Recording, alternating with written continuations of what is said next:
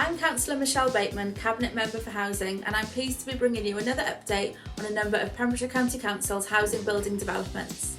We have set ourselves the target of building in the region of 400 new homes over the next 6 years. This amounts to an investment of £95 million into the provision of good quality, affordable social housing. The need for housing is increasing year on year, and the Council is committed to delivering new council housing schemes and finding new and innovative ways of doing this, bringing in other funding towards enhancing the limited HRA funding pot available.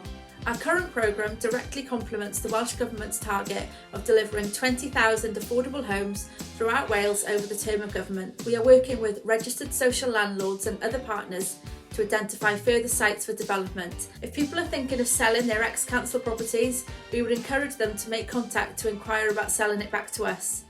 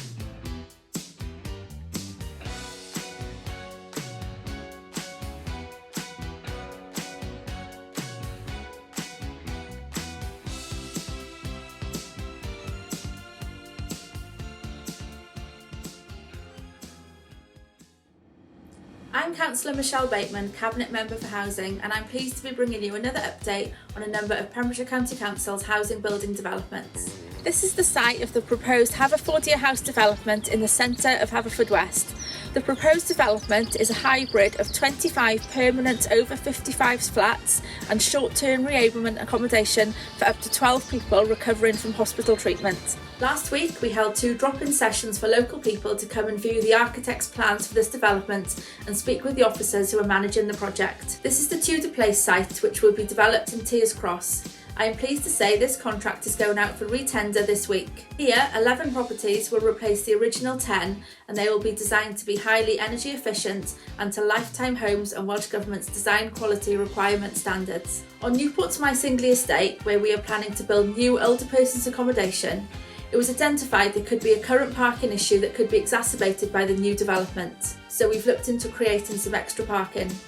The CLO team will be visiting residents soon to show the plans of our proposed parking solutions, and we're also gathering information at the moment to overcome a challenge of supplying TV aerials to properties on the estate. In Johnson's Cranham Park development, the contractor, WB Griffiths, are now on site, and this 33-home development, which includes 12 one-bed flats, is due to be completed in the autumn of this year. We will be consulting with the local community on the local lettings policy in the next few months. If you are interested in the properties at Cranham Park or any of our developments, please ensure you're on the housing register.